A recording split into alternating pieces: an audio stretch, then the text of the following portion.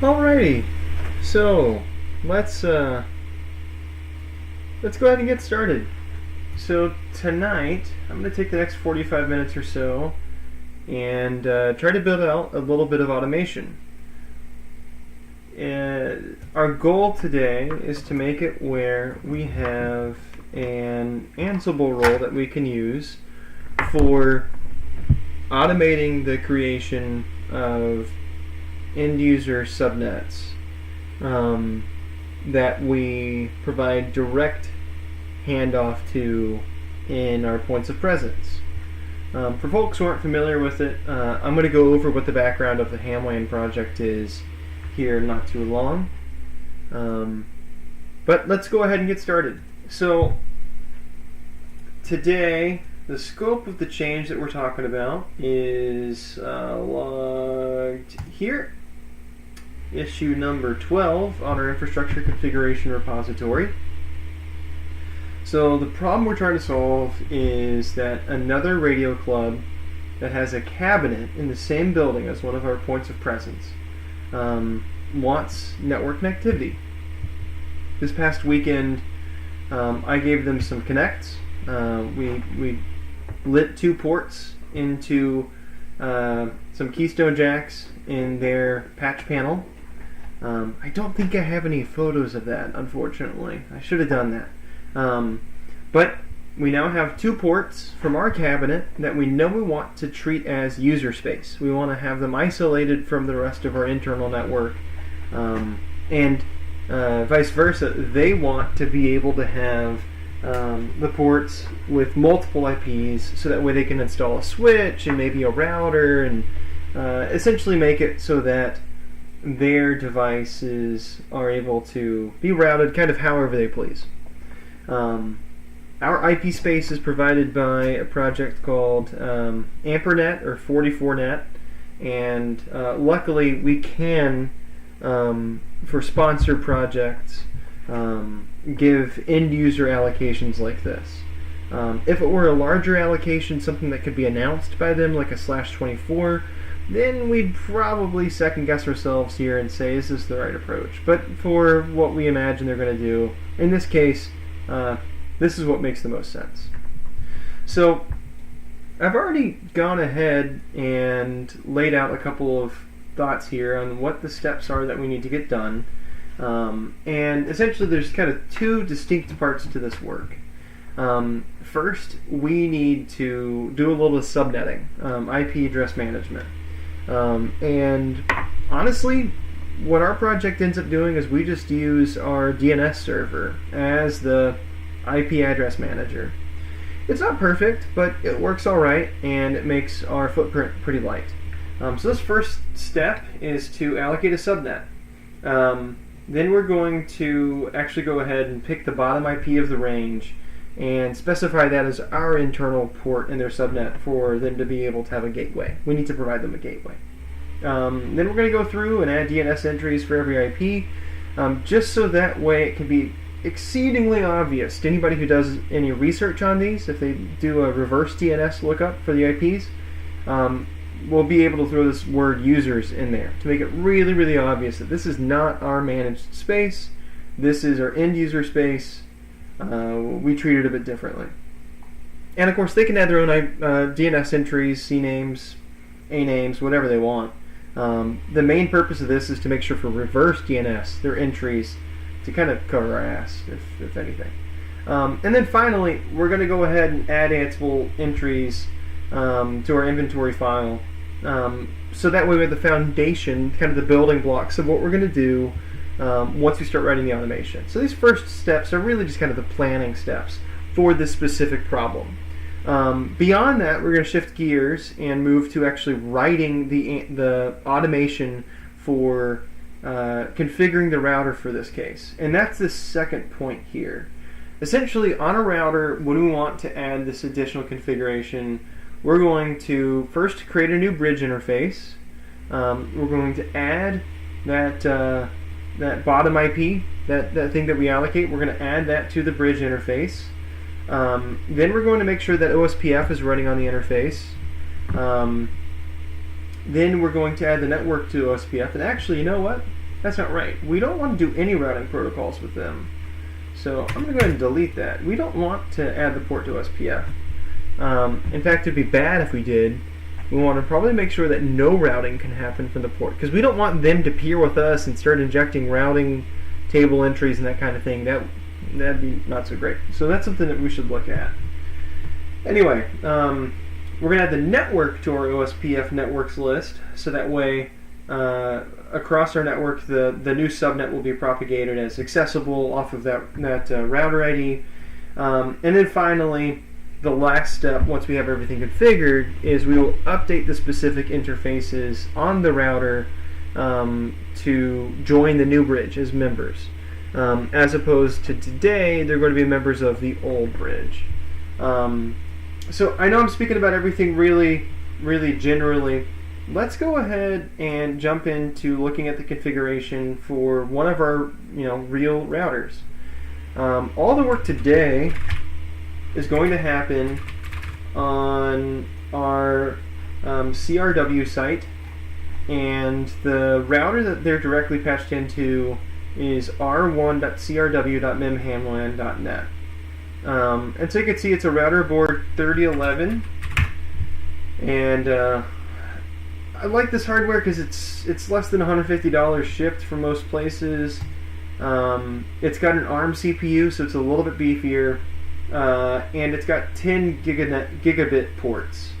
If you look at the test results, it even with some pretty hefty IP filter rules, as long as you got jumbo frames, not even jumbo frames, sorry, as long as you have some big packets, it can do a reasonable amount of routing. We don't do nearly that much traffic or honestly have that many routing rules, so we got plenty of headroom on this device, even though it's cheap. Okay, so let's look at this router real quick. This is essentially a snapshot of the router configuration. We have this repository called the Router OS config audit, and this repository has exports of all of our infrastructure configuration. Now there's two exceptions to this. First, our edge routers are not published here. They tend to be shared equipment with other users, and those other users don't enjoy having their configurations published. The second thing is this export does not contain any secrets. It's stripped of all passwords and secrets and codes and things, so you're not going to see entries for information like actual user accounts. There's user groups, but not actual user accounts. Under OSPF, you're not going to find anything about our OSPF security configuration on this. So when I actually go into configuring the device, I'm going to have to be really careful a few times and make sure that I don't leak these passwords, because in our exports here, we do that while I'm working on things on the fly. I don't want to run the risk there. The reason I brought this up, though, is to show you specifically the bridge configuration that exists on this device today. If you look, we have a bridge interface that exists, and it's just called Switch Bridge. And then if we look at the ports that have been added to Switch Bridge, we've got ports Ether 1 through Ether 10. Like I mentioned, it's a 10-port Ethernet device. It also has an SFP port, so it's really 11 port, but we're only using 10. All 11 of these different interfaces have been added to this bridge. So in today's work, we're going to peel away some interfaces. We're going to configure them with a new IP. We're going to configure OSPF to actually recognize that that new network that's going to be created from that IP needs to be announced or routed, and then from there we're going to probably do a little bit of work to make sure that we don't run the risk of actually injecting any routes from their equipment with OSPF, since that's what we're depending on today. That's really it. So before we jump into automation, let's go into our DNS server. So for our authoritative DNS, today we're using PowerDNS we actually have an open issue out there asking for people to move DNS to that's not right. Moving, well, I need to clean this up. Turn around, you need to context on this issue. So this isn't ready to work yet quite clearly.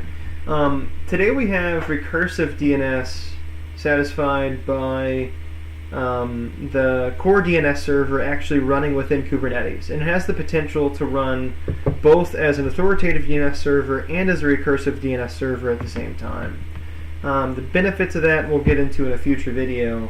For now, we're running PowerDNS on a VM. So let's go back to our ticket that we're working on. We need to allocate a subnet. It's not a thing to do in DNS. Let's go ahead and actually jump into the router.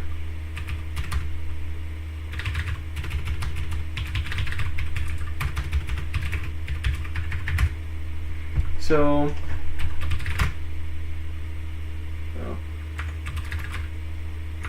I don't remember what that command is. Whatever. What we want to do is look at the routes, and we're going to try to generally discern what the different subnets are. So from this list, we're going to look specifically for /28s, and there's one caveat. We have one site today that's not online, so we're going to have to look for whatever subnet we're going to propose and make sure it's not going to conflict with what we're proposing here.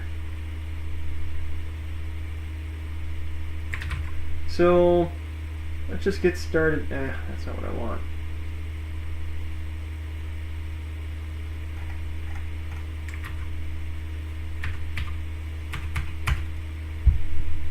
So the highest /28 that I saw there was that one. No, that one. And the max address there is 174, which means the next one would start at 175? Am I right? Oh, that's the broadcast. 176? I should have known. Odd number. Now here's the deal. I'm pretty sure, actually, that this IP address is something in... Well, I said that. I think that it's showing as though it's clear. I'm very surprised to see that. So it seems that we're not actually using that subnet. Now, this could be a good contender, but let's quickly do an nmap just to make sure. Oh, I thought it was -sp.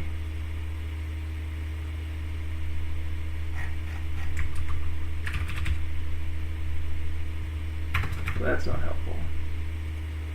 I just wanted to do a quick up-down check, not actually scan for common services. SN. Okay.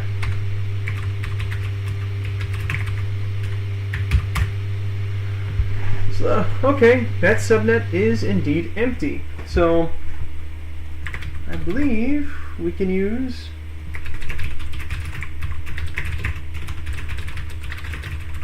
cool, decision made. We can check that first thing off the list. We're going to allocate the bottom IP for this interface name. So bottom IP is 177. Yeah.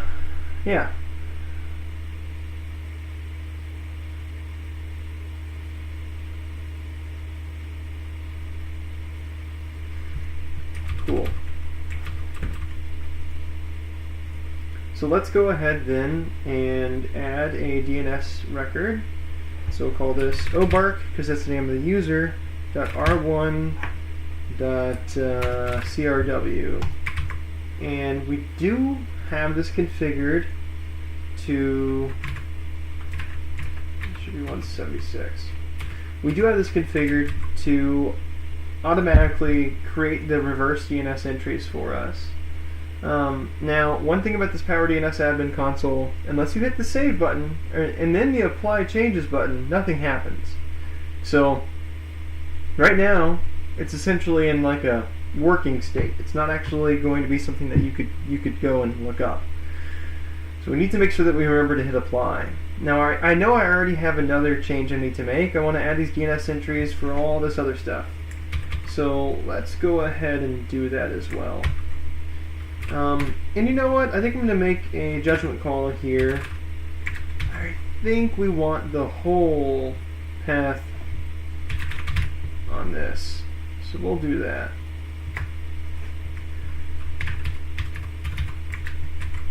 So it's going to be a long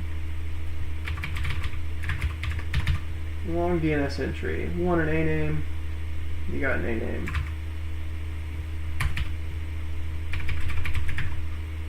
So I mentioned before I was going to talk about what the HamWAN project is.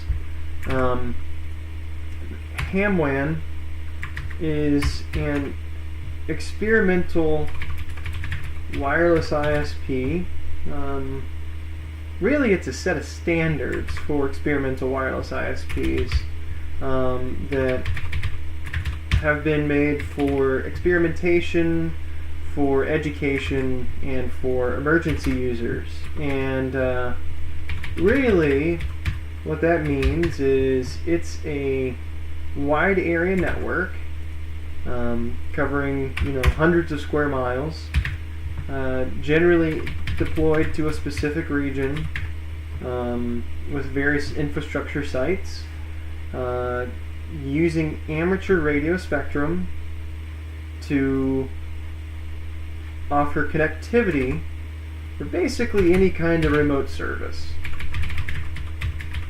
Those are lots of fluffy words. HamWAN, in summary, for us in Memphis, because the group I work with is based out of Memphis. Essentially, we go and deploy a bunch of radio equipment on various buildings throughout town and some towers as well. And our goal is to provide connectivity for any user who wants to join the network for the sake of learning about networking or providing network connectivity in a remote area that doesn't have another commercially viable option. There's also the angle of emergency preparedness. That's something that the group I'm active with hasn't explored a lot, but that's not to say that it's not out there. The project has a global presence. I'm based out of Memphis, and so I help run the setup here in Memphis. But there's also similar groups based out of Albuquerque, out of St. Pete, Clearwater, Florida, out of Seattle, out of Portland, Oregon, and then out of where are they? Somewhere in British Columbia. Let's dig into that real quick. This is the website for the parent organization, hamwan.org. Victoria. Okay. Did I say that wrong then? Yeah, they're in British Columbia. Okay, I got my provinces right. So, thanks to a couple sites, a couple users in Victoria, British Columbia, it's a thing internationally. Pretty neat. Okay, so while we were in the background there, I was able to get all of these different user entries added. Apply changes. Apply. Done. So let's take a quick screenshot and then go and check. And then let's attach a screenshot because I think we're ready to move on to the more interesting stuff.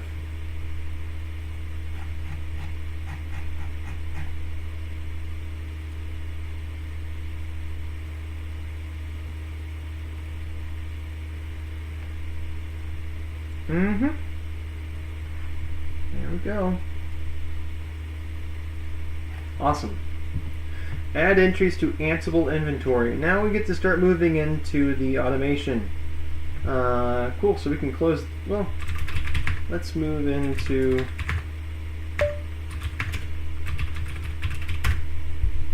our handy dandy VS Codium.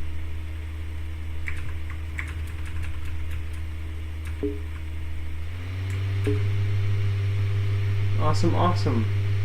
Okay, so right now we are looking at the code base that GitHub issue is associated with.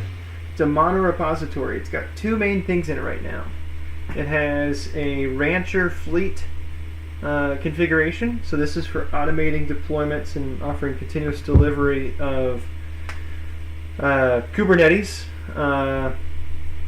infrastructure. And then we also have Ansible. And this Ansible folder is a collection of Ansible roles and inventory and playbooks for managing most of our hardware on network. We use this both for our networking hardware and our computing hardware. So you'll see there's a README in this directory, and there's some references to a couple playbooks with some just copy and paste garbage.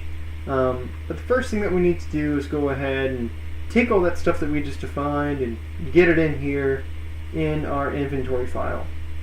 And then once we've kind of gotten that together, then we'll take a step back and say, okay, now how are we going to build a role that takes advantage of this stuff? This is my first time doing this kind of usage of Ansible, so it's going to be a little bit of trial and error. So we know that we have user subnet. So I imagine that we're going to want to define a host variable called user subnets, and here we're going to want to go ahead and give that value that we had before. Now, it's going to be interesting. I think we're going to want to actually have this be an object, so we'll give it a name, Obark, network, that, and then gateway IP.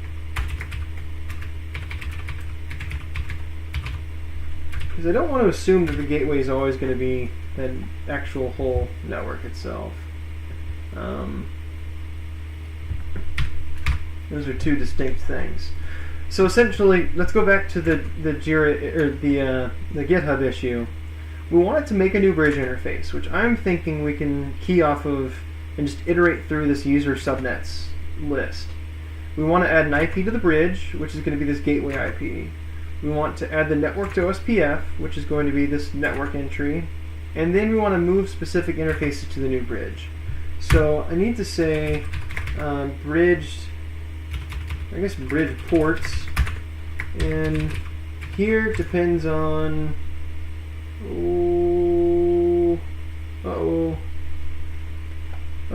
Gotta go back and refer to some notes really quickly. What did I do here? We have the name of the patch panel entries, but that's not the same thing as saying what ports is it on the switch. So I think we go back to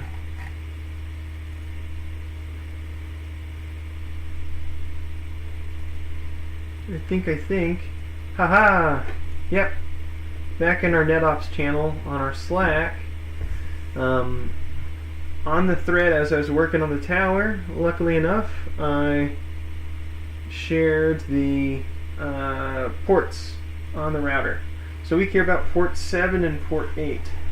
So in a MikroTik world, by default, those are called Ether 7 and Ether 8. So we have all the different variables there. I can call the entries to the Ansible inventory done. Now I'm not going to commit this yet because this in itself doesn't actually give us any value. It doesn't mean anything at all. Here's what you really came to the stream for today to watch. Let's figure out how to given this data, iterate over it and do something interesting. So, first off, what do you want to call this? Let's go ahead and call it user subnets for now. This is going to be a better name, but we'll refactor that and figure that out as we move along. We know we need to refer to it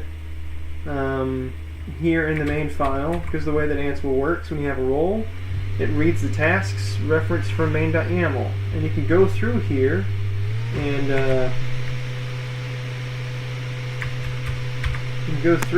include other tasks like we're doing, but if you don't reference it, it doesn't happen. So user subnets, user subnets, user subnets, user subnets. So the reason for this logic is because right now I'm doing something that's a little bit non-standard for Ansible, and going through and using tags to help control execution of these individual included child tasks. So this way, at runtime, I can limit it to a specific task and say only run user subnets or only run update. Normally, other folks I'm finding use variables to control this kind of logic, and then they put it on a host var. Or they'd actually split it out and have it be a separate role. So that's something that we'll want to refactor and revisit again sometime in the future, but not for today. Let's just keep going on this pattern, even if it's not great, because changing 8 lines here is not such a big deal. So let's jump in. This is our space where we're going to do our magic. I'm going to drop this variable structure in here just so that way we have it to reference without having to jump around too much. And what do we need to do? Well, we want to iterate over user subnets, and this reminds me, you probably have an opportunity here to actually do that at this include tasks line. That might be interesting. So I think what we can do is have, since we've got this multi-dimensional list, we've got one outer list and then an inner list as well. We need to basically be able to have 2 iterations, and I think we can have the outside iterator, the outer iterator be in the main file itself.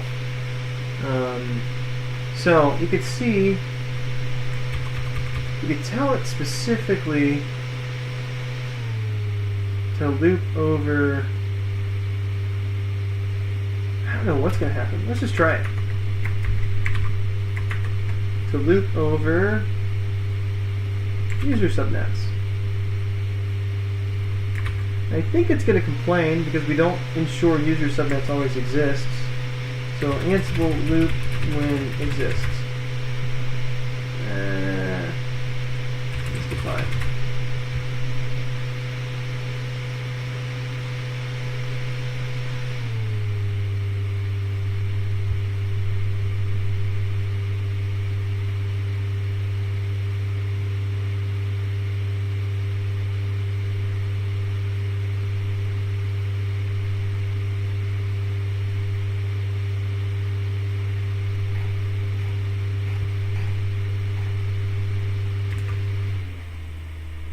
Okay, so we should be able to reference items here, and let's just go ahead and do a debug statement. So debug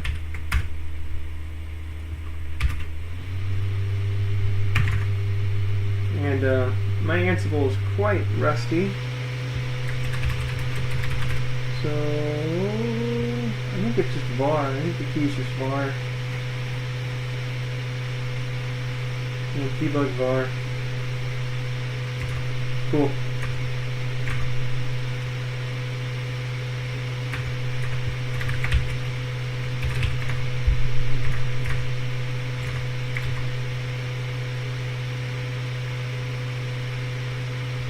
Oh, it's not even resolving the whole thing. Okay, that's fine.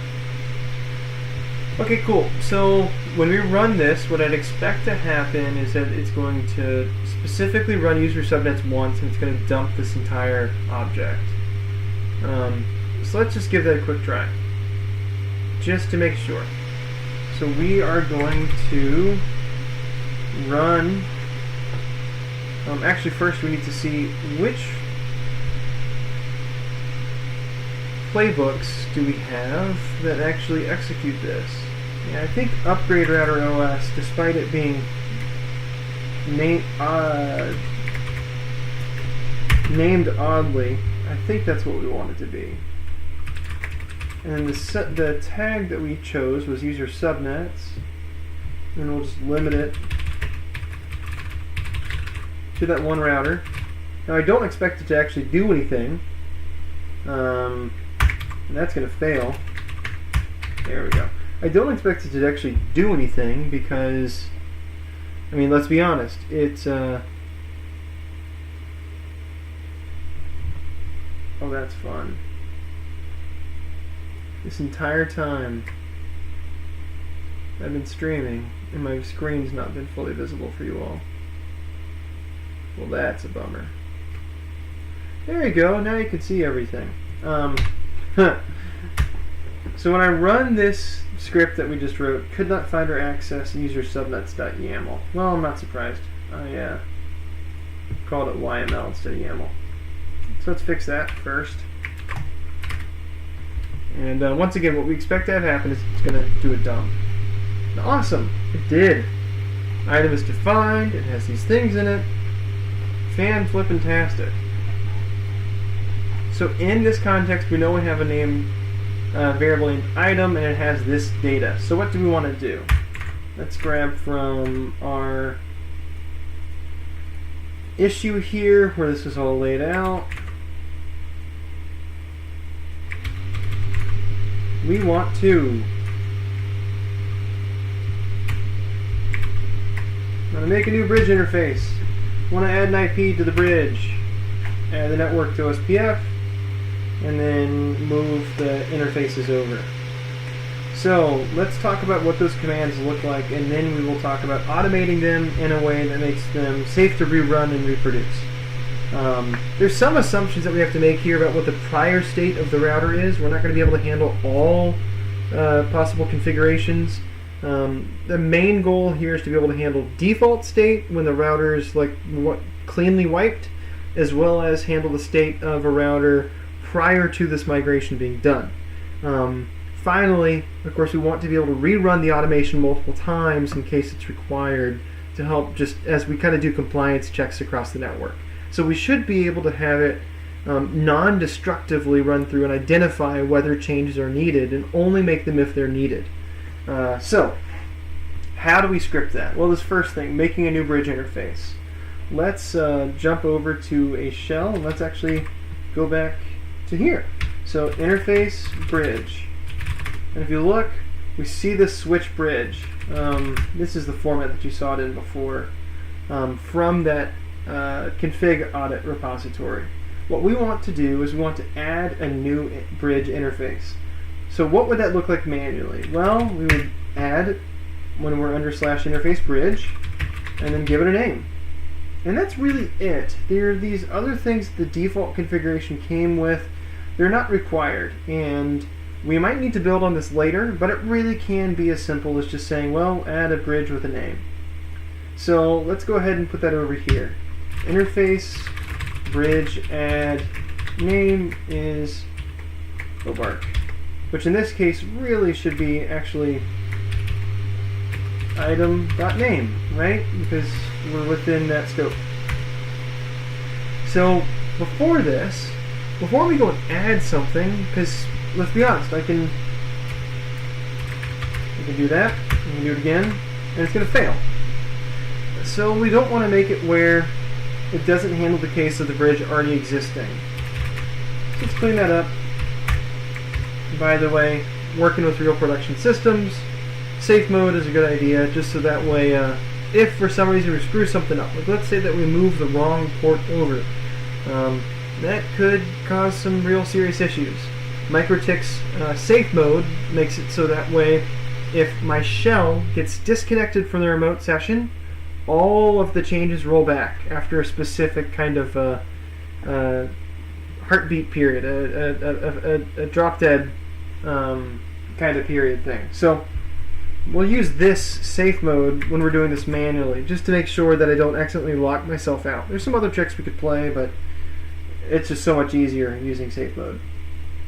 So we know first that we want to add the bridge, add the IP to the bridge. Well, how do we add an IP using Router OS? Well, let's go to the IP address command space, and you'll see here's where we have those two IP addresses that were in that previous config I shared. One is added to the switch, and one is for the virtual routing, whatever the R stands for, protocol.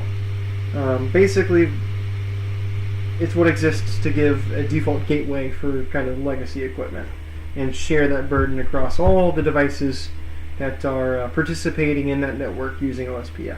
So all the potential default gateways. We don't need to worry about VRRP for this because this one router is going to be the only appliance at the site that's familiar with the subnet on our side. So we're really just going to add it as a static. There's no reason for us to also then throw a VRRP interface in front of it too. That's just unnecessary complexity for now. So how do we add an address? Well, always start with doing an export with Router OS. It tells you exactly how to create the resources that you see. And so this first one, adding an address on interface switch bridge, all you do is you add the address. Add address interface. Simple as that. These also have network. They're not required if you give it this, the CIDR, the sitter on the end there. And we know the sitter.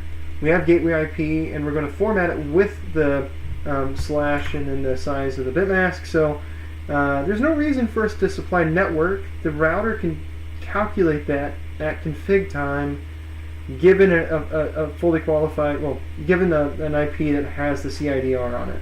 So really all that we have to worry about are these first few steps. So once again, we know that the manual command will look something like this. Now, if we want to automate it, we know that the bridge interface name is this, and then we know that the actual IP is going to be gateway IP. So cool. This is done. This is done. Now, we know we want to add the network to OSPF. So, what that means essentially is we want to tell OSPF that this is the network we want it to consider for routing. This is the same record that you saw once again in the config audit repo I showed before. How do we recreate it? Start with the export. Now what's the network here? We want to have the flexibility in the future if for some reason the gateway IP and CIDR is different than the network. I don't know a use case for that, but it's really just having a second variable. Not a big deal. So we'll just do that. Area, this should catch your attention that area is not a variable. It's not the best practice, but it's fine for our use. We're just using Backbone for all of our stuff since we're in one autonomous system and really one zone for all of our network. So we'll keep Backbone for now. In the future, this might be something that we have to pull out into a variable. And then finally, move specific interfaces to the new bridge. How do we do that? Interface bridge, port. And here's where you see all the ports that are on the old bridge. So this is going to be two steps. First, we want to remove port from existing bridge, then add port to new bridge. Now, I say existing bridge, and really I mean wrong bridge. Once again, I'm making an assumption here that port isn't being used for something else directly. I'm assuming that's already going to be on a bridge. And that might not be a safe assumption for devices that have a single Ethernet port. But for now, that's an edge case for us. Almost all of our appliances that we'll be using this configuration for have multiple ports, and we tend to use bridges to help manage those. So I know I'm making an assumption here, but that's going to be okay for now. So So we're going to want to remove it from the wrong bridge and then add it to the new bridge. How do we remove? Well, no, let's start with the simple thing, recreating it. Once again, just look at the export. We know in our case the bridge name is going to be this. We know in our case the interface is going to be item.bridgeports. We need to iterate over that. And we'll touch on that in a second. How do we remove a port? Well,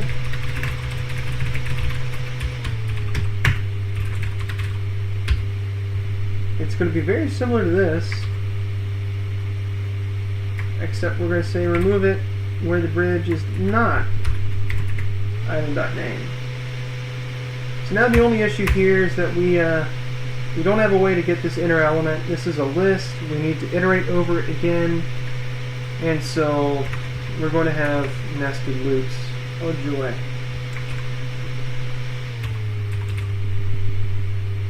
Iterating over nested loops.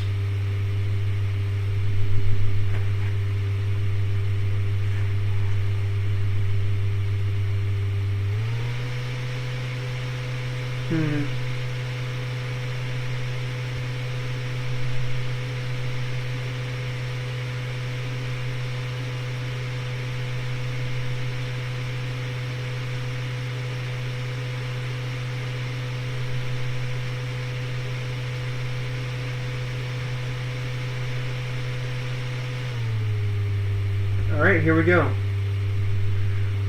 You can specify the name for the variable using for each loop using loop var with loop control. So perfect. So we'll just kind of stow this nugget away for later. But what this means is that we can call this inner item, and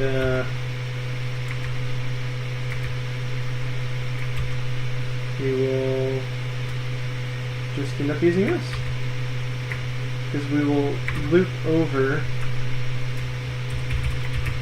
bridge ports. Actually, that's wrong. Loop over item.bridgeports. And we'll rename it to that. So for these two things, we're going to want that. Now, we've done a lot of different stuff here and not actually run anything. All we've done is kind of drafted by hand some commands for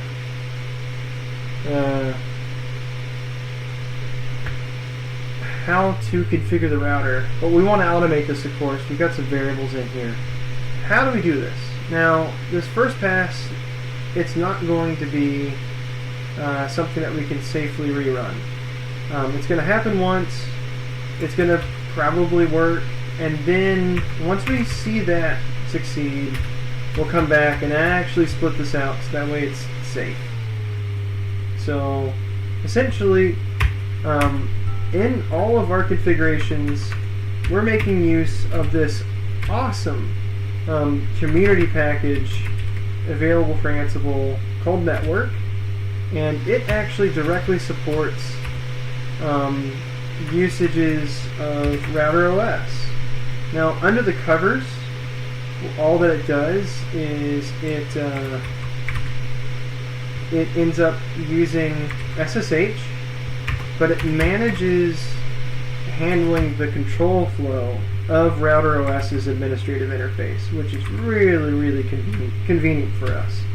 So we will gladly take advantage of that and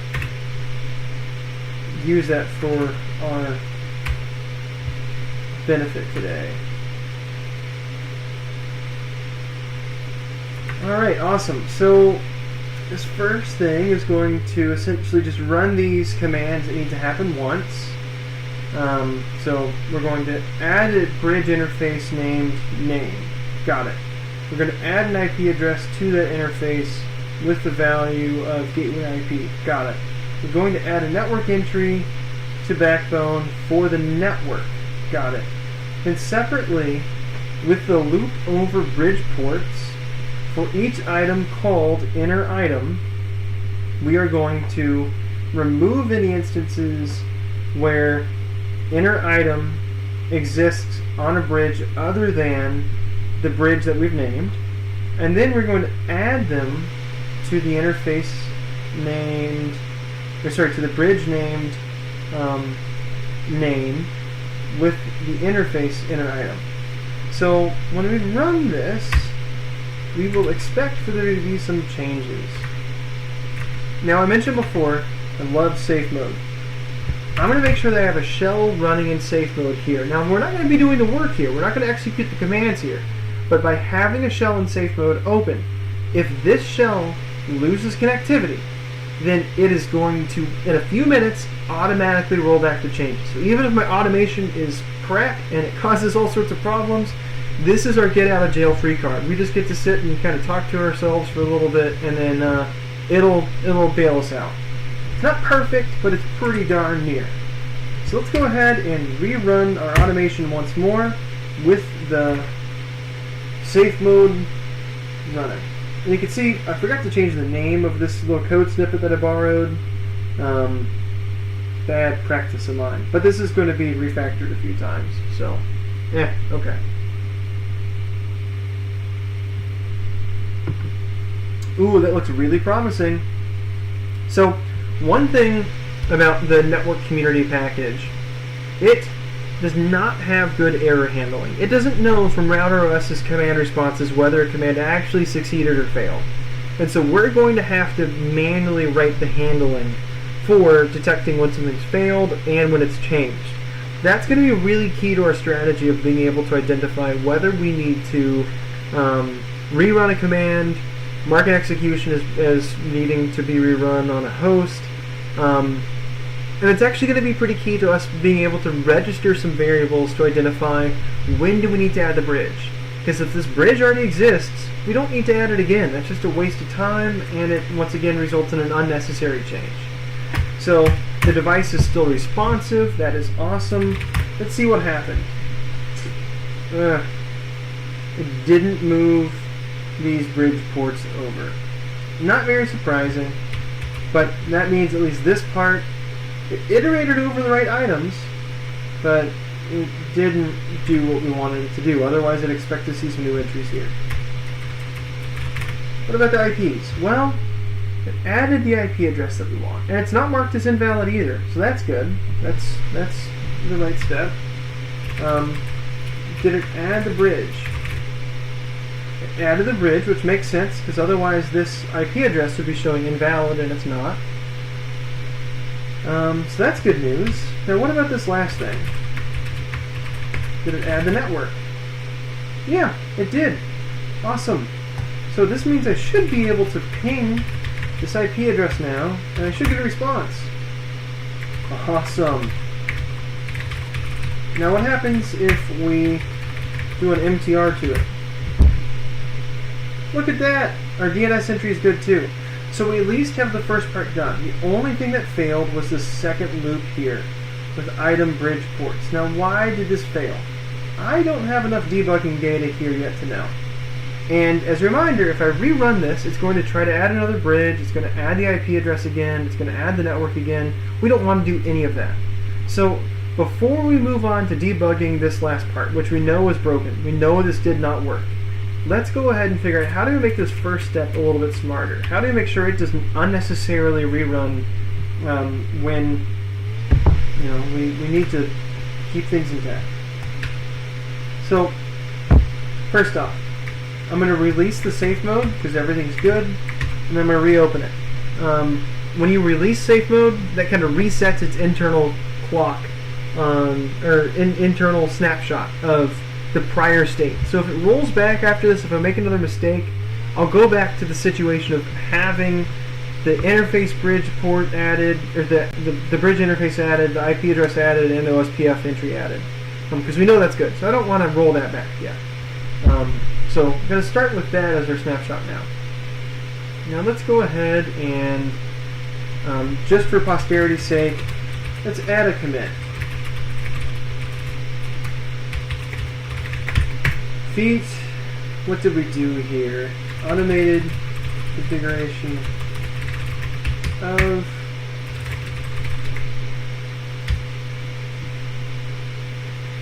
So my commit message there is not so great. We're going to squash and rebase these things before we push it up to remote. But I'm just making this as a snapshot in case we need to go back to it.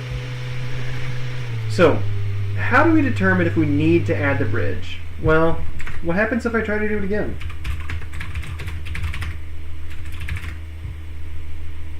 What happens if I just do that again? It fails. So let's start with saying, how do I identify when that command has not succeeded?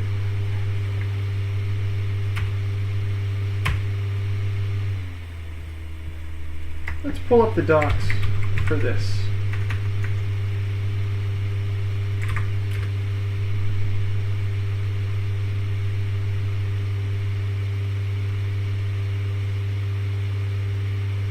Well, that's great.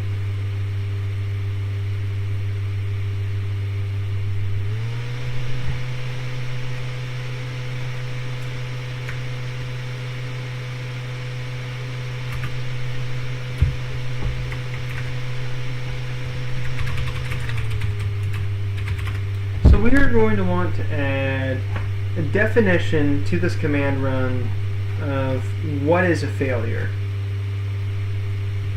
So we know that this is going to be something that we need to register.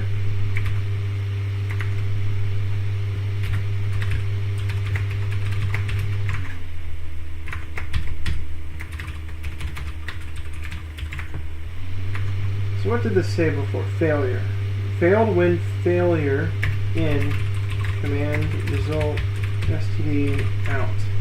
Because like I said before, this networking package doesn't actually have standard out and standard error. This BusyBox shell doesn't actually have standard out and standard error. Everything's just standard out. So it's not able to distinguish between standard out and standard error. Standard out is going to have everything. Standard error is going to be empty. So let's look to see what happens when I rerun this just now. I'm going to expect that we're going to see a failure here on this first step.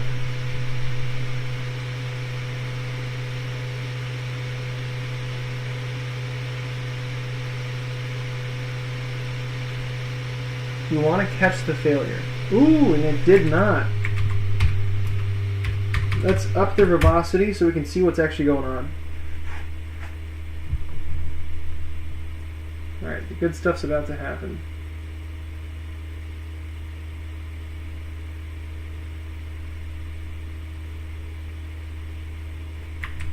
Alright.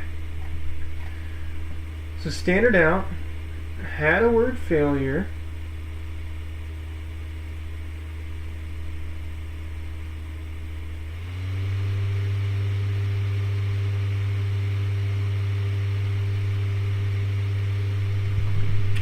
Need to grab the first element.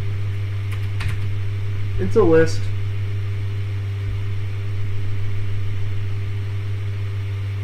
So we want this host to fail. And reality is that this probably isn't going to be a failure for us actually. But for now, awesome, awesome, marked as failed as we hoped it would. So, add the bridge interface. Now, what we actually need to do first is to check, do we need to run this command? If there's already a bridge named item.name, we don't need to run the command. So first,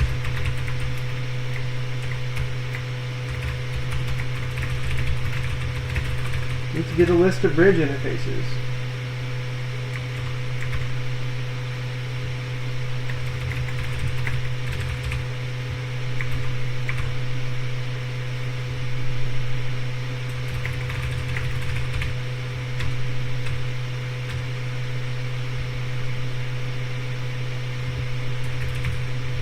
So let's tell it to get a list of bridge interfaces. So the command that we added there was interface bridge export. You've seen me use that already a couple times. The whole purpose of this is to be able to have, for Ansible, a list of all the different bridges. Awesome, awesome.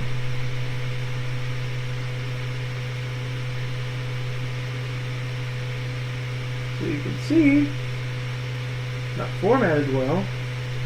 I somewhat regret dumping standard out instead of standard out lines. We're going to rerun this.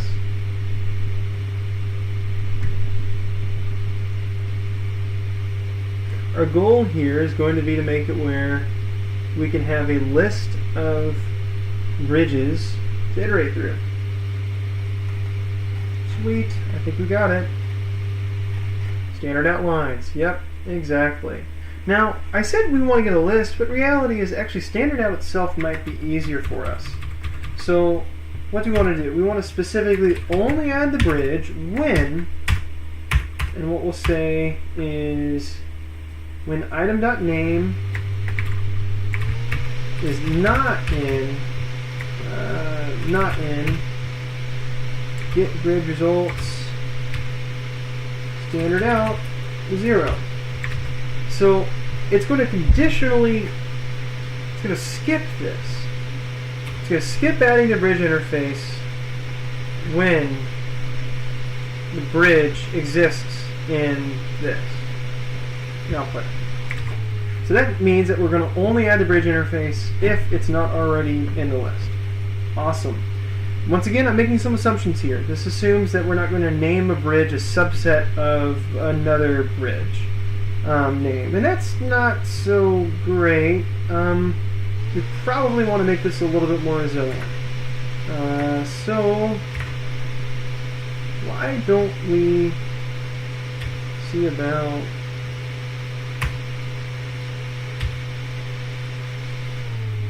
can I do that?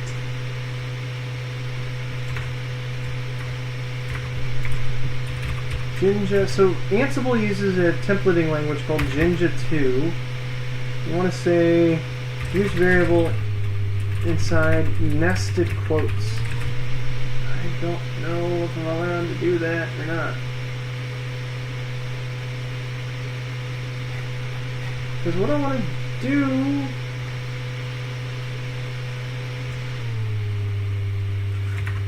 what I want to do is make sure that we have equals and then a space, because let's look at the interface name.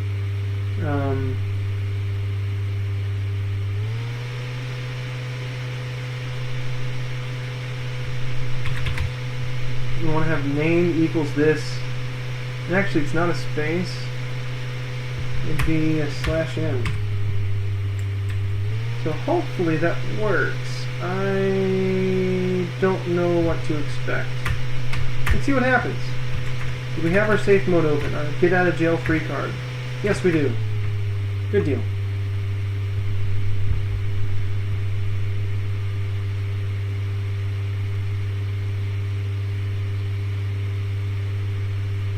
Okay, I think it just skipped over that.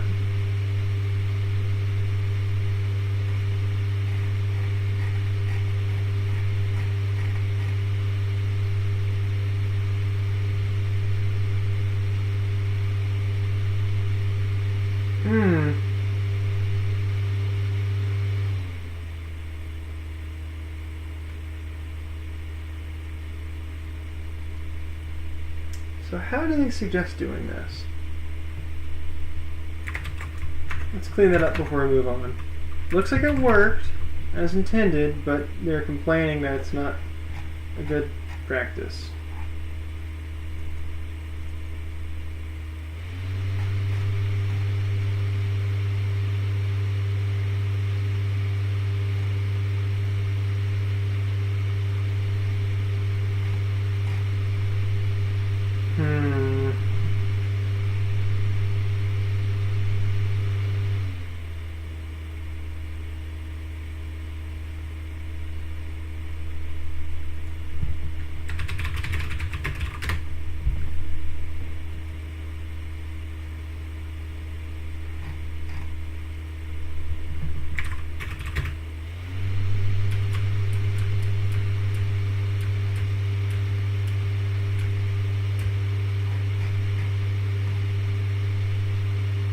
You know what we could do instead is we could just move this straight to straight.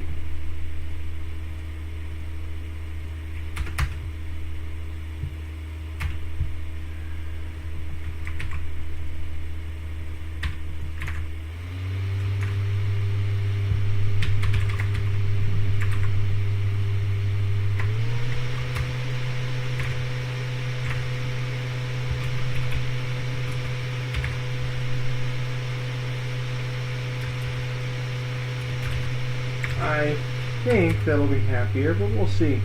So we just changed the structure for this to make it actually Python conditional instead of the Jinja template language.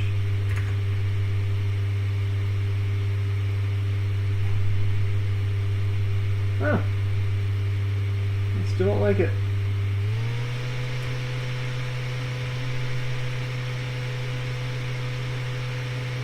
Okay. So let's just concatenate it together.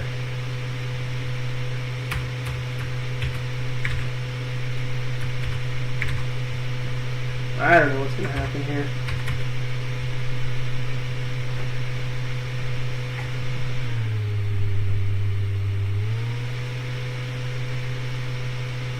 We're going to find out together.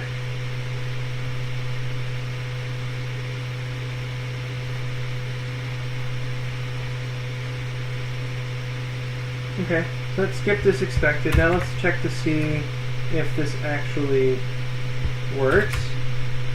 We're going to remove the OBARC bridge. Cool. Let's take and release our safe mode because we want, once again, for the rollback to be without the bridge now, since it seems to work. Now I'm going to expect this time it's going to actually add the bridge. We want that to actually happen and not to get skipped. And it looks like it did it. Awesome. So we've tested the negative and the positive.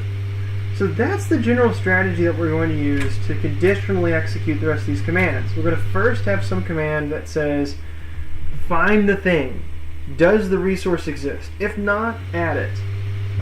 Also, handle registering a failure case. The strategy for the when is going to be specific to the formatting of the response. So here, I know that when I do an export of bridge, it also includes the results for bridge port records. So that's why I can't just look for item.name. I need to find the string name equals item.name end of line. So that way, let's say that we have a bridge named OBARC and then another one called OBARC real. If we wanted to use OBARC real as our bridge name, it's going to find OBARC, and you know it's just a string find. It's going to string match on that first thing and say, well, I found OBARC. Cool. And really, it's an interface with a longer name, but string comparators don't care. So this way, we have some kind of end caps on it. We're able to say that the field begins with the name equals, and the field ends with /n. If we can define the delimiters for the field, it's much safer. Still not foolproof. This is still kind of hacky, and it has lots of assumptions, but it's a really handy sense of configuration as code. So, cool. We will move forward with this. The next thing that we want to do is have it only add the IP address once. Now, I don't think we're going to find that's going to have added the IP address multiple times. Oh boy, it has. And one time it added it to the interface that doesn't exist anymore. So I cleaned that up. And let's go ahead and kind of take the same approach as what we had before. We're just going to use this as kind of a stub code for what we're doing. Get list of IPs.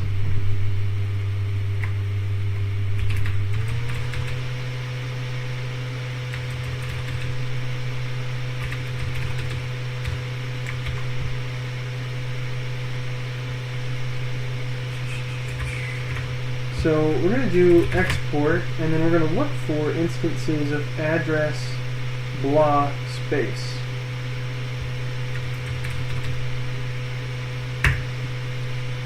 And the address is gateway IP.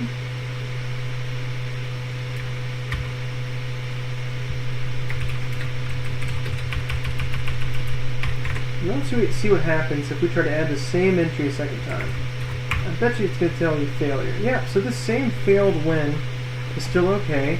We need to change the variable for this register. We need to steal this guy. Register. Add address. Results. We're going to fail when that fails. And so now, what it's going to do is it's going to export all existing IP addresses, it's going to register that to a variable, and then it's going to add the IP address specifically when the list of IPs doesn't include an entry of address equals the address and then a space terminating the field. That's a safe assumption because the way these are organized always has interface afterwards, because RouterOS sorts field names alphabetically. You're always going to have an interface on an address. You can't just add an address. It doesn't let you do that. It forces you to specify an interface. So we're good there. That's a safe assumption to make, that it's always going to have a delimiter on the end. It's not really a delimiter, but the field is going to be delimited for our purposes by a space. Because also you can't have a space in IP address. IPv4 or IPv6, not a thing. So that's fine. I'm going to forge forward and assume that this is working. We'll test it in a second. Let's move on to the OSPF network command. So we only want to add the network to OSPF. We only want to do this if, once again, the network hasn't already been defined. We're going to take a similar strategy, export the networks.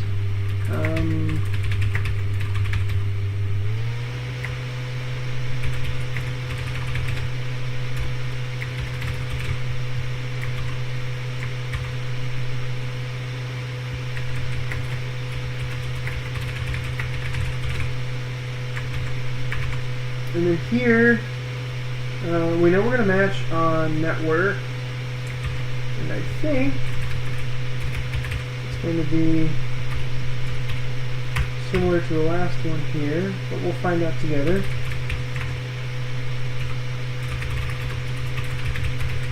Let's see.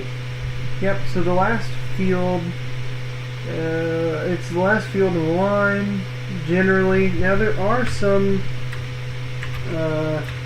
other fields that you can use, but all of them alphabetically come before network. Now once again, making lots of assumptions here. If RouterOS introduces a new feature that has another field and then we start using it, this is going to fail. We're not going to be able to have it terminated by /n. If I were better at this, I would actually be using a different format. There's a scripting format that it lets you use that I'm just not very handy with yet. I'm cruising through some other files trying to find a reference to it, but I don't remember it. Yeah, I'm not finding it.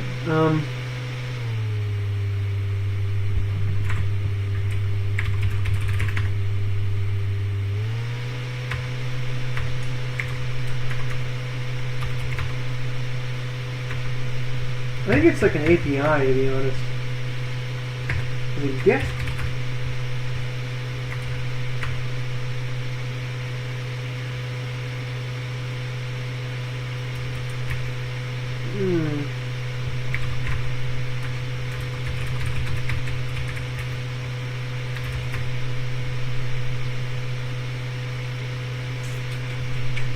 Well, this is a bit of a tangent. Right now we're using just the regular command interface.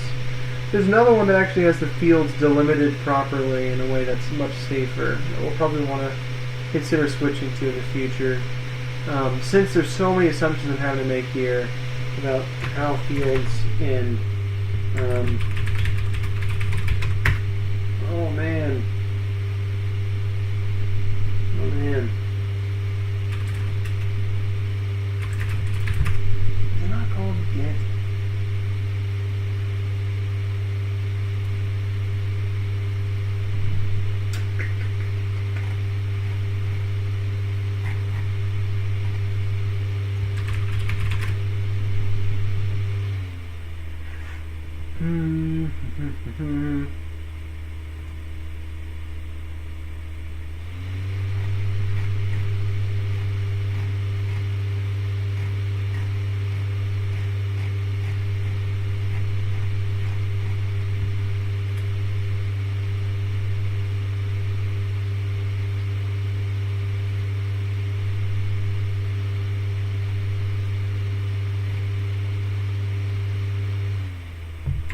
Oh, you know what? Hang on.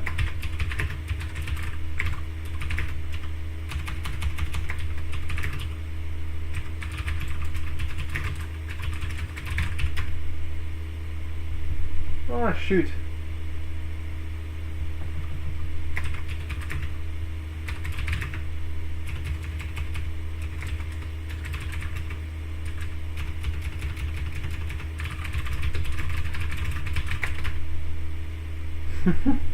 Yeah, that's not gonna work, of course.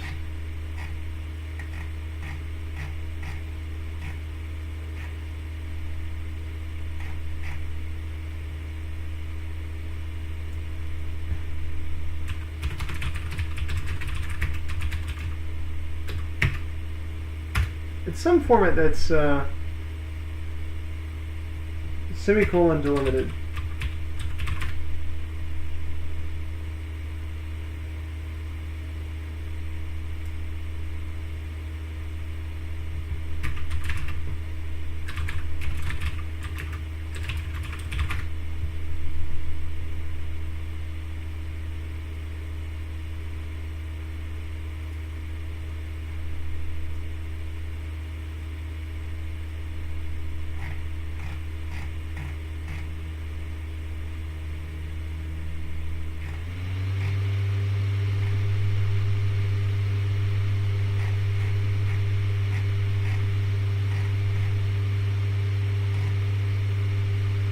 Well, I'm not finding what I was looking for. I'm just not remembering right now how late it is. That's okay. Okay, so we'll return to that at a future time to clean up specifically the commands and these string matchers. For now, add the network backbone with network definition when it's not here. With name network, which is the same thing that's getting added. Register that. Fail when you find failure there. That should work. So let's set up our failsafe again. There we go. Get out of jail free card. Let's run the darn thing. And I think by this point, then this is going to be safe to just execute and go on our merry way as much as we want to.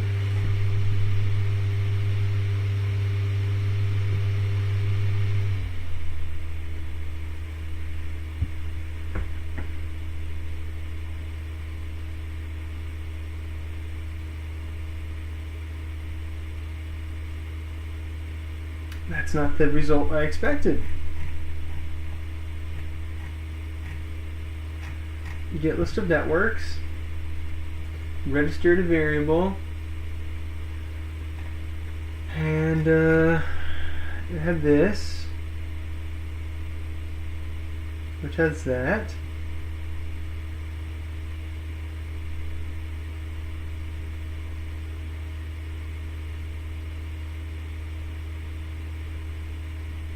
Network equals. It was a positive match? I'm surprised by that.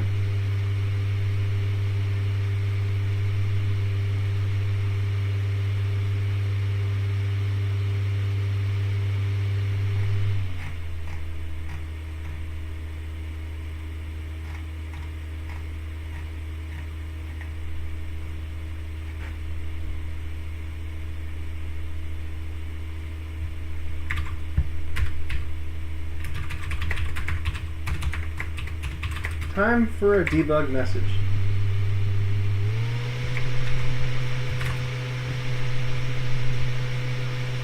Ugh.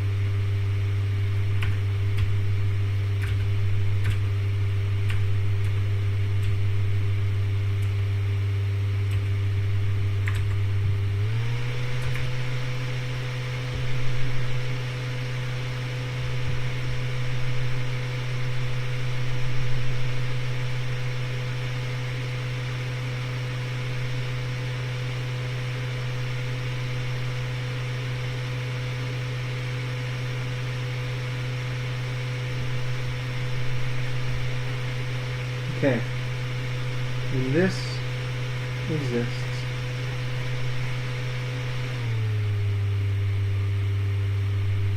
And there it exists.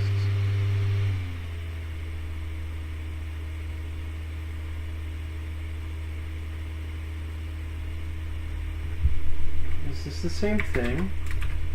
Are my eyes deceiving me? I don't think so.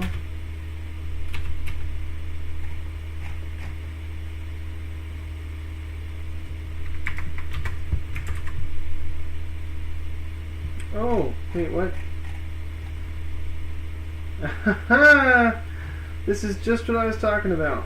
It could be the end of the variable. Yikes. So to solve for this case, we can't have /n on the end. It's a /n or string termination. So that means you have to use regex, which I'm not about to go do. So we're just going to ignore that for now, because once again in this OSPF network section there aren't many fields. We don't have to worry about a lot of different potential values. I think we can pretty safely ignore that case for now, and we'll clean this up when we switch to the other formatting, which has everything actually field delimited properly, or at least better. So I think now at this point we should have everything working up until the point of finally actually adding the bridge ports. So let's just check to see. Right now nothing's failing because it doesn't know any better. If we tell it failed when, it's going to be unhappy with us. So let's go ahead and start with that. Now,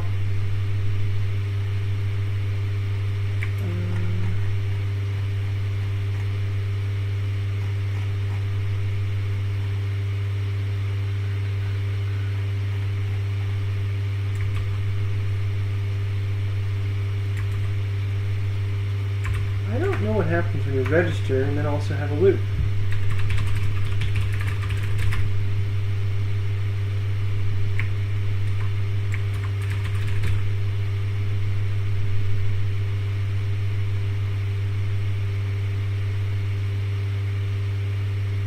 Oh, interesting.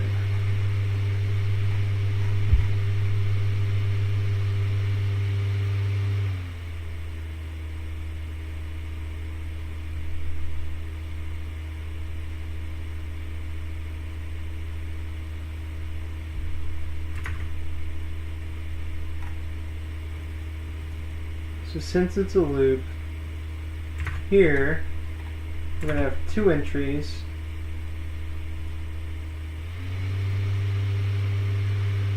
Here we have to go back and do some real scripting again. Can't do that.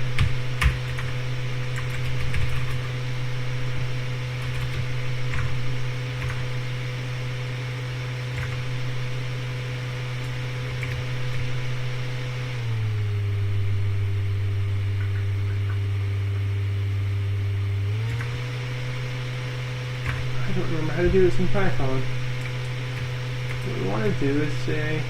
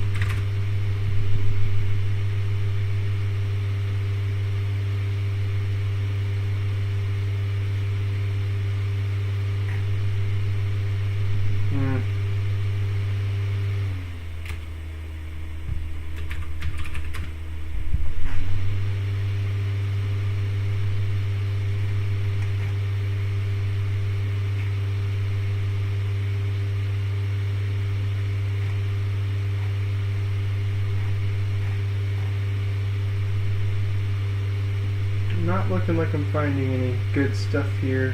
Just borrow.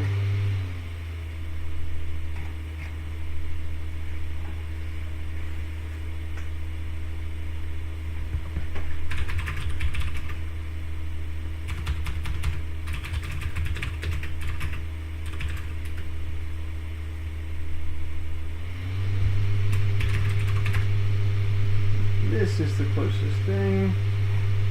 What is the preferred way? Oh no!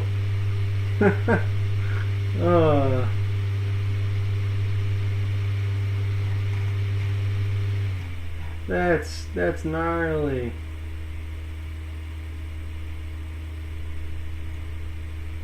Okay. Okay.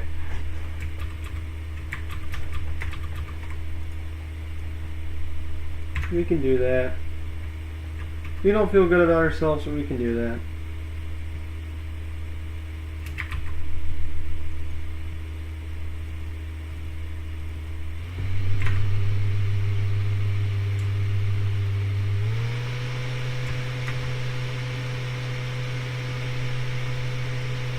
So when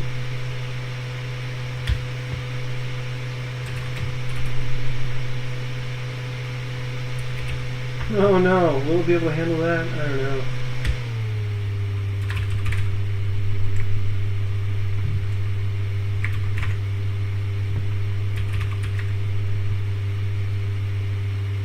Uh-oh.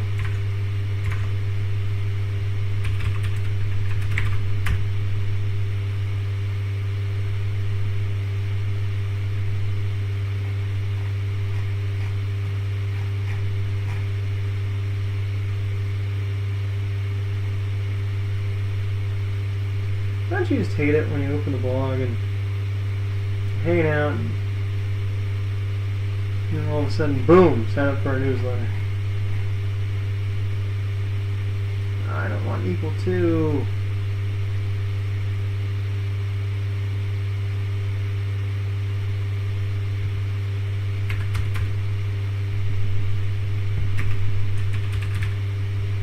Oh, okay, alright.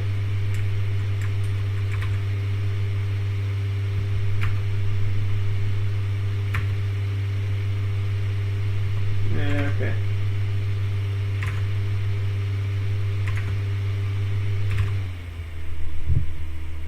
I think based off what I just saw, I have these swapped.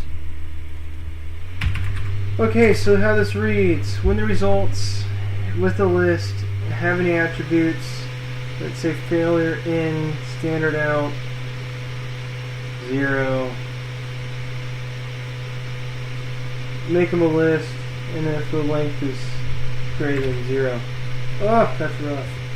Let's try to run this fast here. Let's comment out all this stuff for now, just to be able to move along.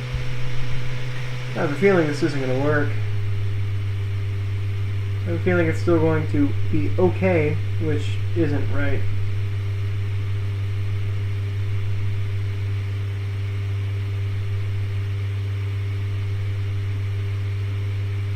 Oh, it's a runtime error.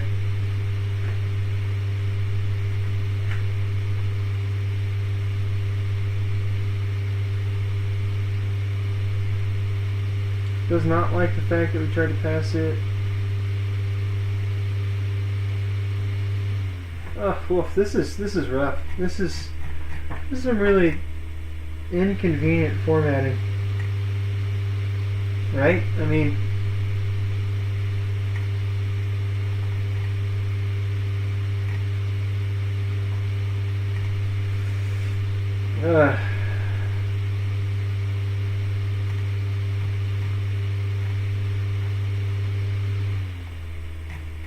it's just not able to handle that, unfortunately. So we're not going to be able to have the failed win appropriately.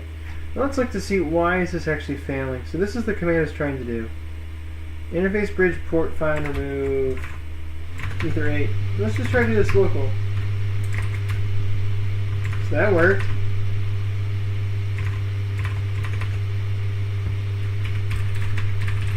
Well, we say it worked, but it didn't.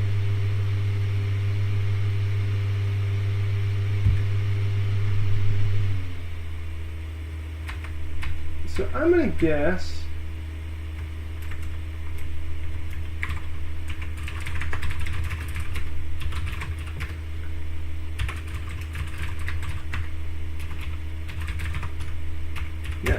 all I've got here is some logical errors. I did this nested find.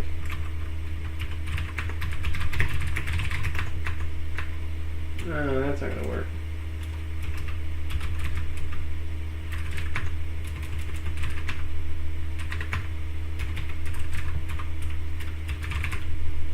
Okay, so of course that works.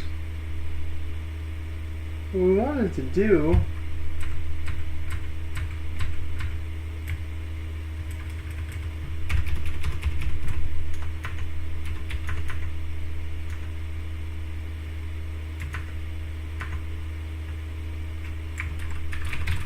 router S remove where not.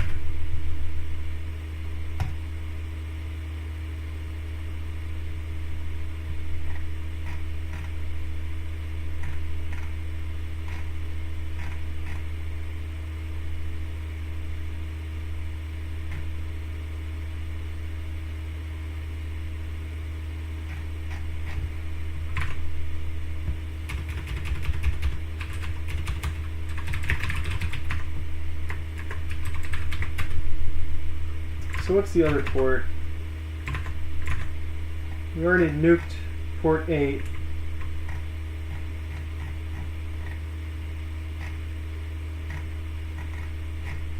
Where are you, other port? 7. Alright, 7 is not inactive. Before we go and mess with this, let's sniff traffic on it to make sure. So we're not going to have any regrets. Okay, yeah.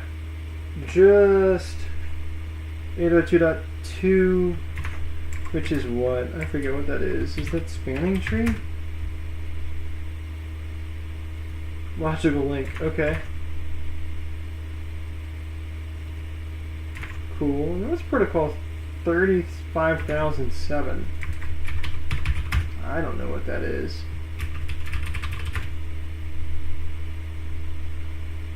A port finder? No.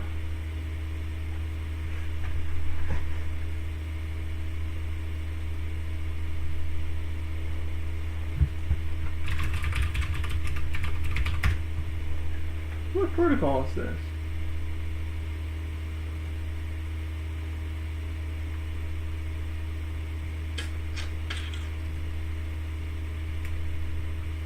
Well, we're going to find it, but there's no traffic. This probably has the switch connected on the other end and nothing else. So we should be safe to experiment with trying to delete where. That didn't work. So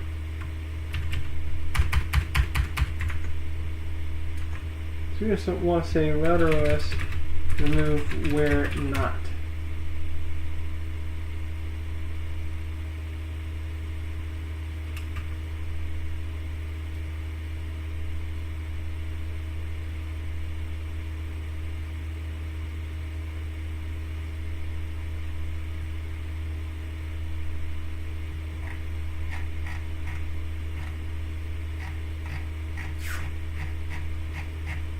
coming up short. So here's the deal. I don't want to remove the port if I don't have to, because that's a disruptive change. That forces a switch chip to kind of reset, and it causes network blips. So I don't like the idea of forcing it to remove every time, and I thought I'd be able to get away with some clever router OS scripting, but I'm not having the motivation for this right now. I'm not finding it. We've already got this pattern up here that we've just, used over and over and over, and it's worked out okay. So let's do it that way. So what we're going to do,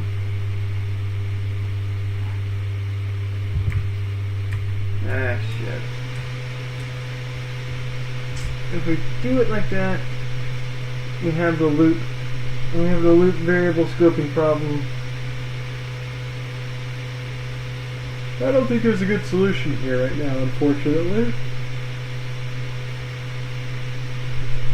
So for now, a limitation is that this is going to be a little bit disruptive. Every time, remove and add ports to bridge.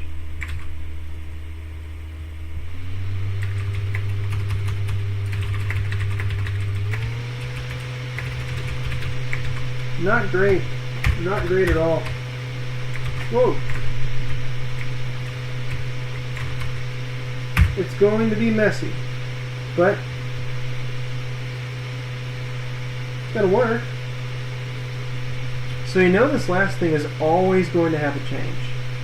So we can't actually rely on changes. Once again, just like how this community package doesn't identify when there's a failure, it also doesn't identify when something has changed. It's able, thanks to the when commands that we added, it's able to know when something has been skipped.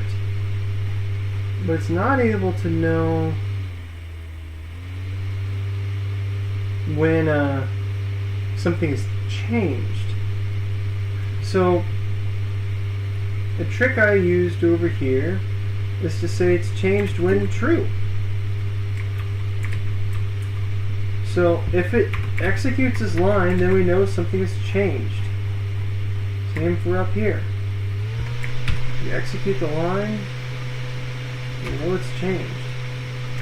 We don't want to do that for our cases of the getters, where we're doing the research. We know that this is never going to change anything. The export command is never going to change anything. But the add command, if it runs, it's changed something. It's not safe for us to say that here. So remove and add ports to bridge is never going to register whether it changes. So I'm going to add a note here. To do.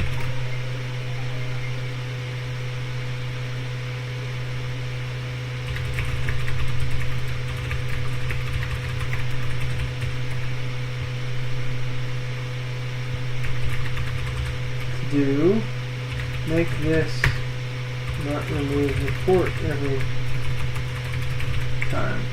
Once again, that's something that we can do in the future. Now let's just give this one last run. And let's see what happens.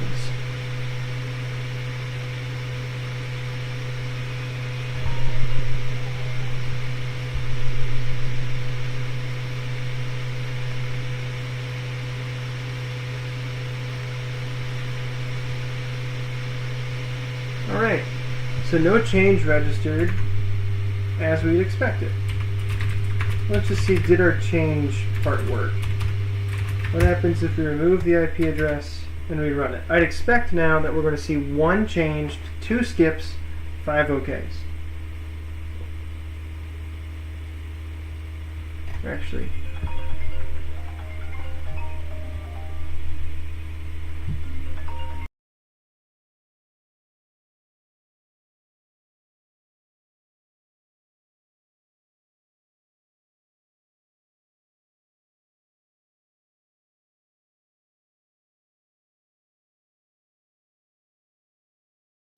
sorry about that. I'm out of time here, essentially. So once again, I expect 1 changed, 2 skipped, 6 OKs. Alright, but awesome. So this is not registering appropriately when changed happens for everything except for removing and adding the ports to the bridge. And as a reminder, this is going to be something that's disruptive. It's not going to be great. Now, let's do a negative test. What happens if we try to run this on a site that doesn't have a definition for this variable? User subnets is undefined. Well, we don't like that, because that means that for the places where it's unnecessary, I don't know, it's kind of disruptive. So we want to say when user subnets is defined. Cool. So it skips the subnet tasks piece when it's not defined, which means now we have not broken the inventory file. I think we've satisfied all of our constraints. I reran it. So Oberk exists again. We can run it again. It doesn't break. It doesn't blow up. Now, just for the heck of it, let's see what happens if we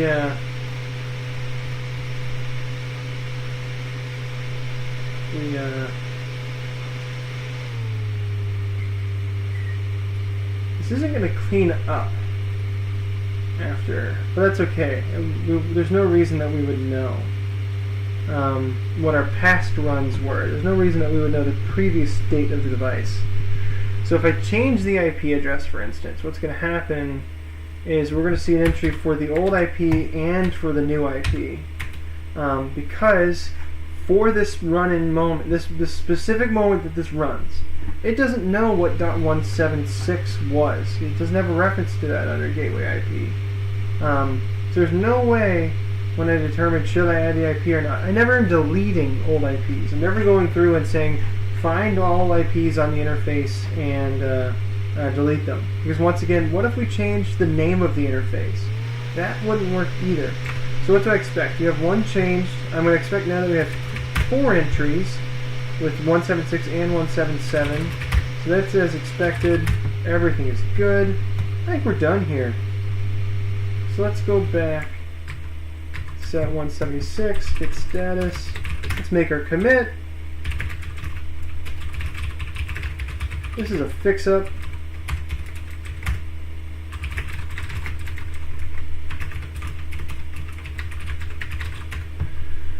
We're going to squash. We're going to reword.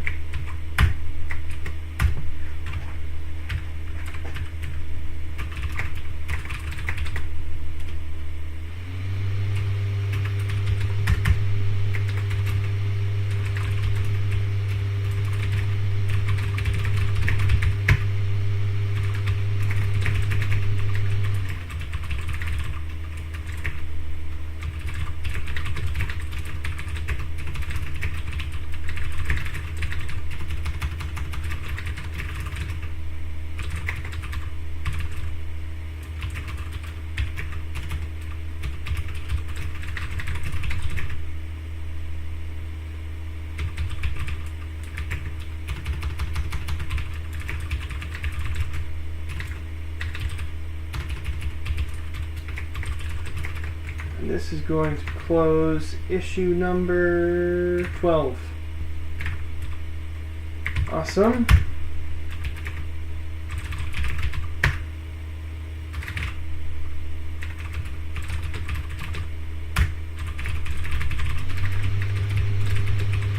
Let's raise a merge request.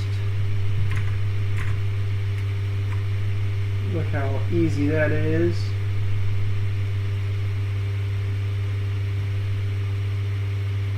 There we go. We got our pull request. When this lands, it'll go through. We'll sleep on this. I don't have another partner right now in the space who can go through and do some code reviews. So my goal, I'm just going to take a step away from it, come back, give my honest best shot at reviewing it, and then, yeah, we'll know if it's good to merge at that point.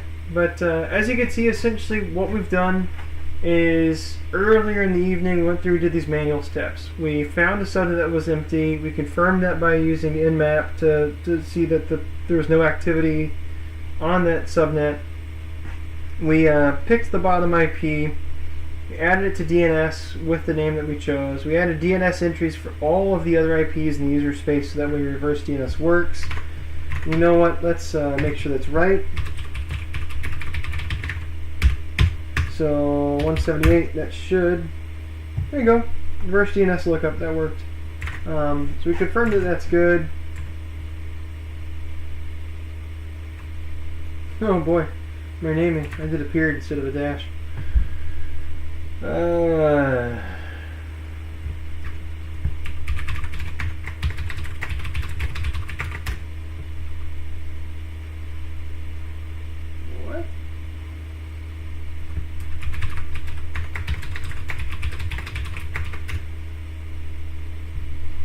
There we go.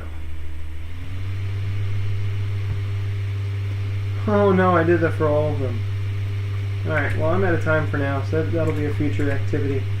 Made a new bridge interface, add the IP to the bridge, add it to the network, move it. Yeah, this is satisfied by this pull request. And let's go back to our code review. Our main task for the router OS configuration conditionally runs an inclusion of the task called user subnets when user subnets is defined on the host or some other way, but we're using these as host variables. And also it's tagged with user subnet, so you can conditionally run just this piece of the configuration. Once again, this is not a standard thing. You'll see the tag and the applied tag combo in some of the docs, but it's verbose and kind of cumbersome, and not really the standard use of tags from what I'm familiar with. For this role, essentially we run a combination of 1, 2, 3, 4, 5 different commands. First we handle making the bridge interface, then adding the IP, then adding the network to SPF, and then we end up actually juggling the bridge ports. We conditionally run the additions only if they don't exist previously.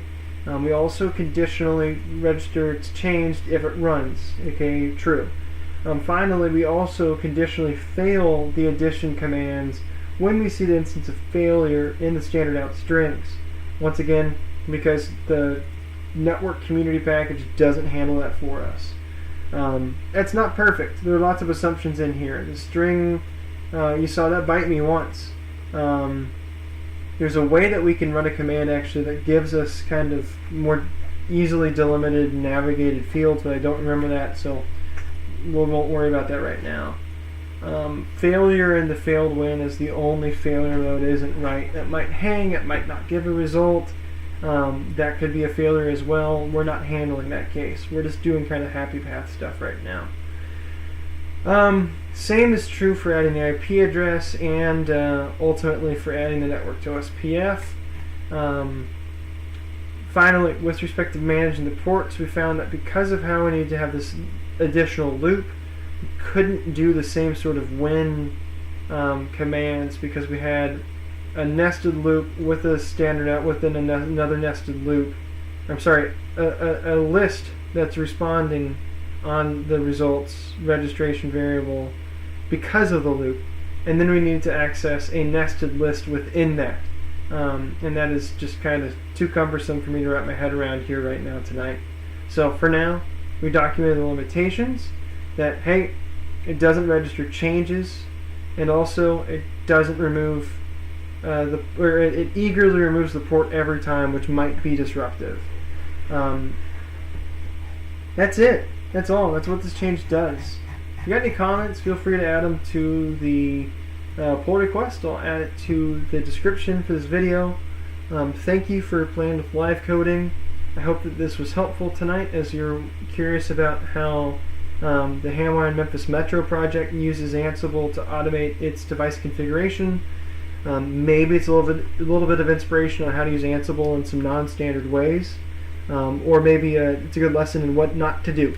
But as always, thanks for coming along for the journey, and feel free to check out the resources on our website, memhamwan.org.